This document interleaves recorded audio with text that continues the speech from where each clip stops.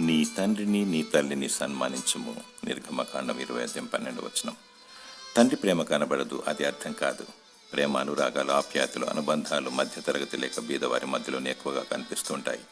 నాన్న చాలని బ్రతుకుతో కుటుంబ భారాన్ని మోస్తూ ఏ లోటు లేకుండా కష్టపడి భార్య బిడ్డలను పోషిస్తున్నప్పుడు తన కష్టమంతా మర్చిపోయి తృప్తి చెందుతూ ఉంటాడు.